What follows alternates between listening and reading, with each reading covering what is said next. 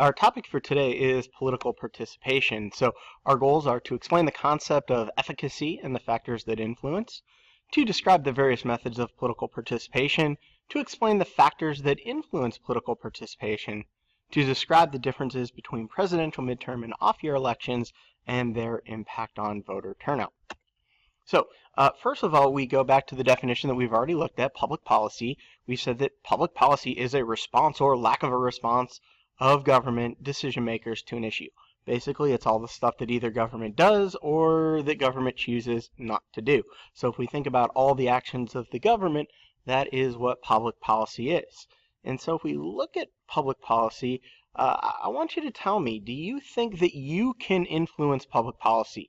Does your opinion matter to those who are making the decisions and shaping public policy? So can you play a meaningful role in influencing public policy? I want you to explain your answer. I'll give you a couple seconds to do that. So looking at political participation, we asked about, do you think you could change politics? How much do you think you can change politics? And this is an idea known as efficacy.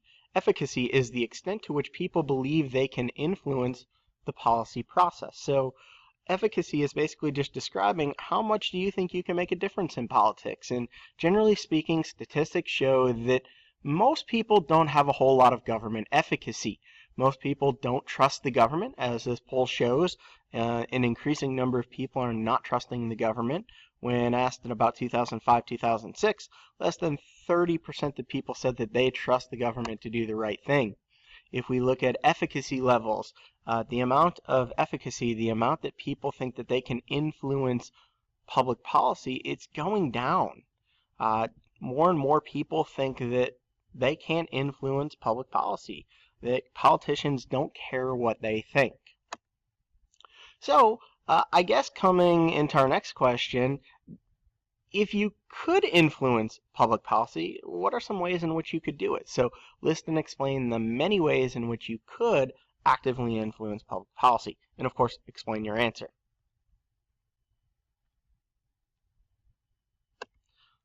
All right, so my guess is you probably said voting. And voting is one way of participating in politics.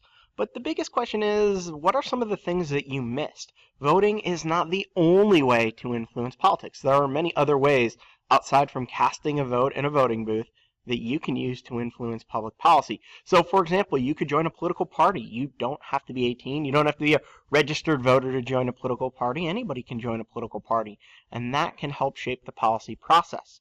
You could join an interest group. You can write letters or call your member of Congress or other political officials. You could write emails. That's another way to influence politics without voting.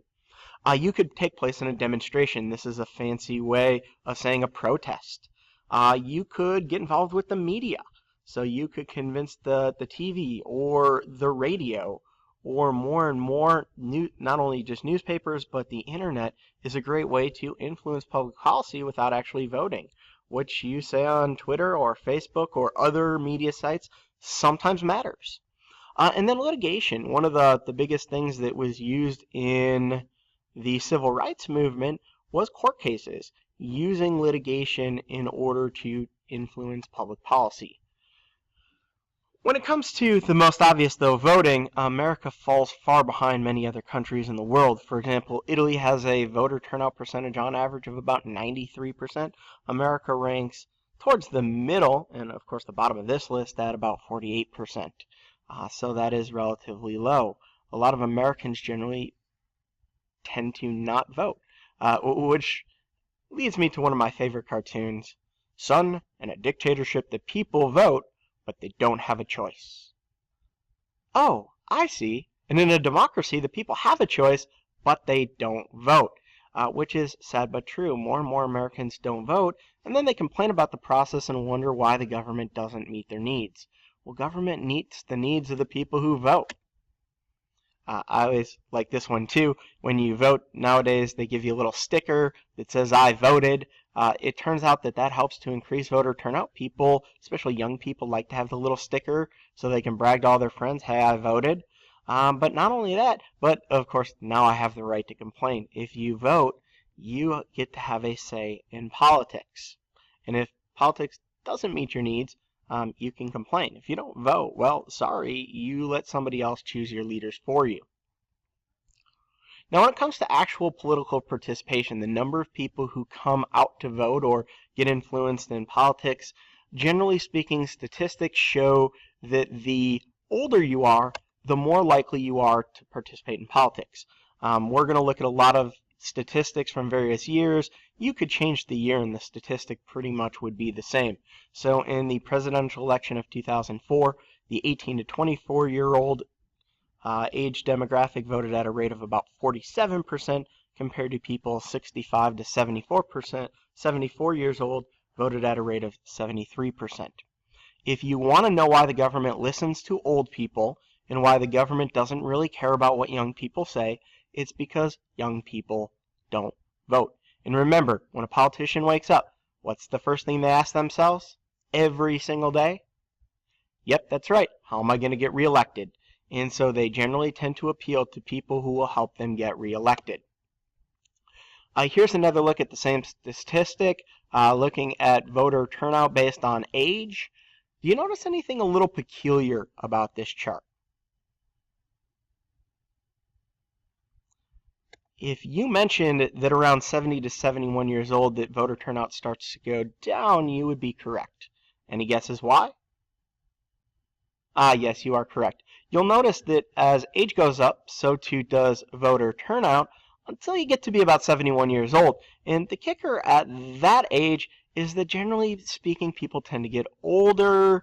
More and more people find themselves with serious illnesses in hospitals, nursing homes. Many people at that age can't drive anymore. And so because getting to the polling station is increasingly more difficult, we do tend to see a slight drop off around that age demographic. So the older you get, the more likely you vote until you have more ailments that you can't vote. Other things that influence political participation: income. The more money you make, generally speaking, the more likely it is that you are going to vote. People making 75 grand and over voted at a rate of 75%. People making less than 35 grand, only about 49%.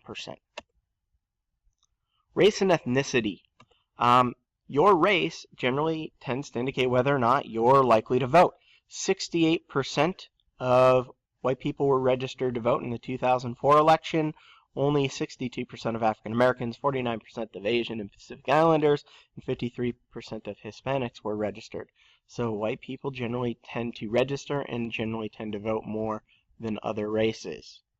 Gender is almost a tie. About 62% of men and 65% of women turned out in the last election. There's not really much of a statistical difference there. Newspaper readership. The more people read newspapers, the more likely they are to vote. Any guesses why?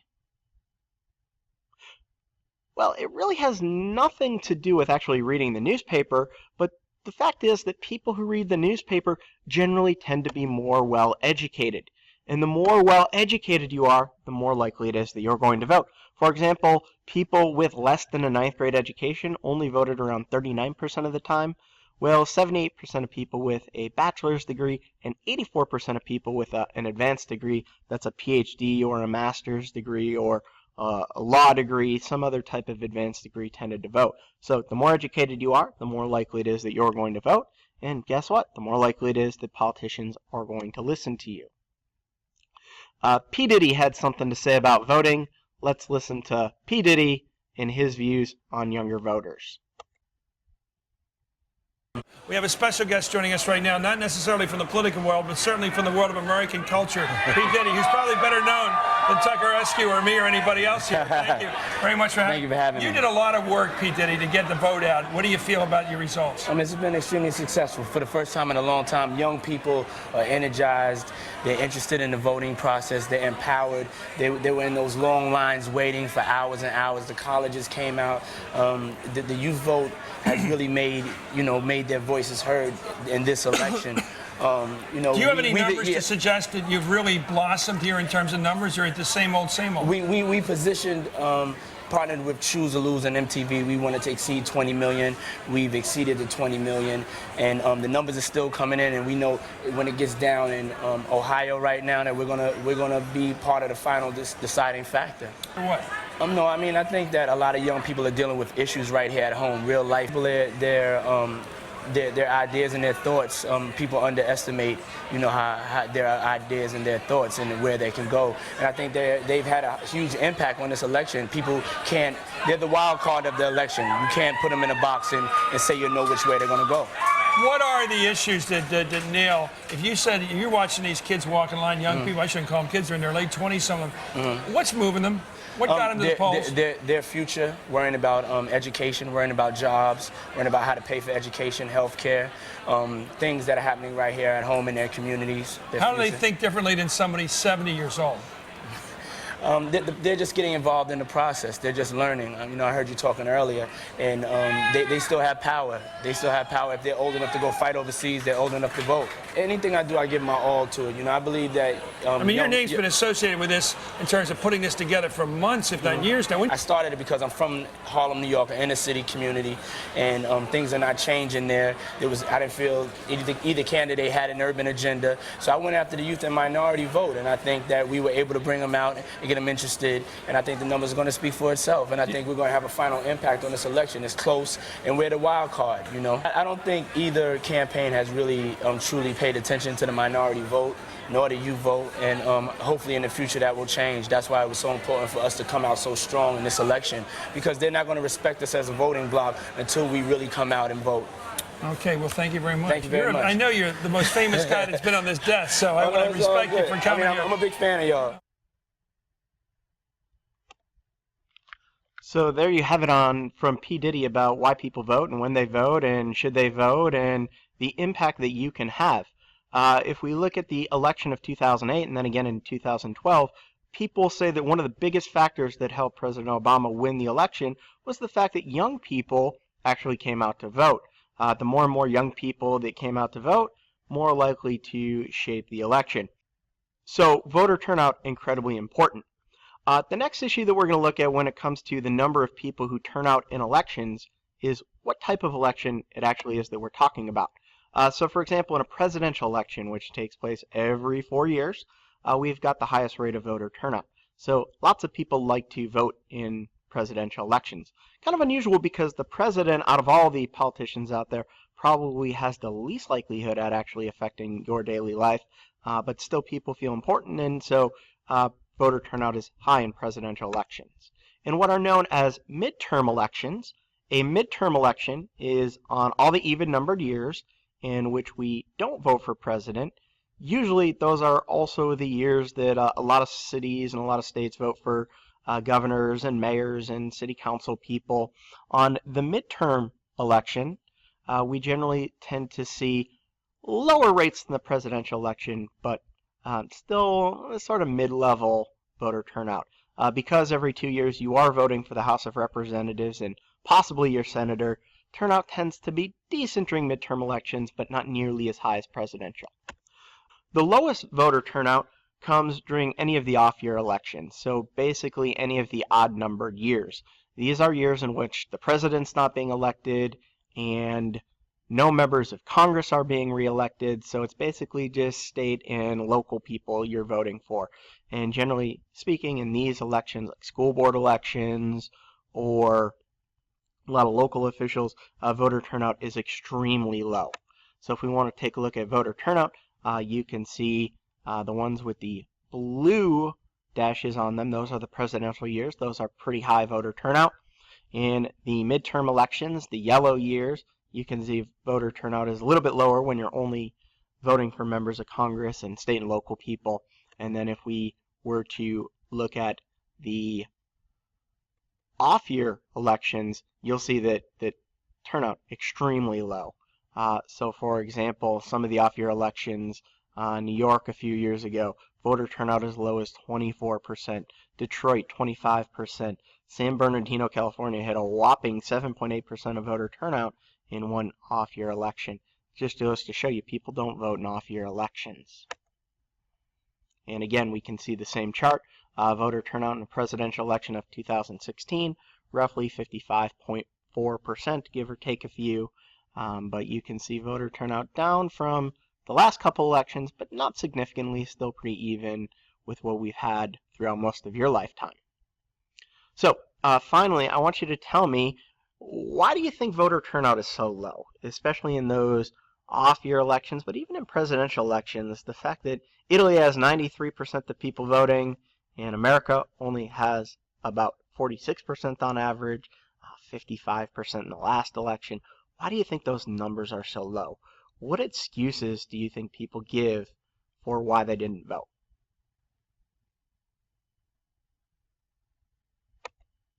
Well, here's some data that was given to the census when people were asked, why don't you vote? 20% of people said that they were too busy. 15% said they had an emergency. 11% were honest and said, I just don't care. 9% were out of town, which isn't a very good excuse because you can get an absentee ballot. 10% didn't like the candidates. Well, vote for somebody else or write somebody in. 10% just didn't know why they didn't vote. 7% claimed that they had trouble registering.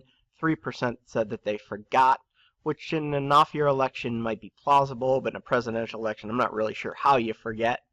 3% said the polling place was inconvenient, 2% transportation, and 1% bad weather. Yes, it is important to note that weather has a huge impact on voter turnout. So generally speaking, when the weather is poor, not only do voters not turn out, but Democrat voters are less likely to turn out than Republican voters.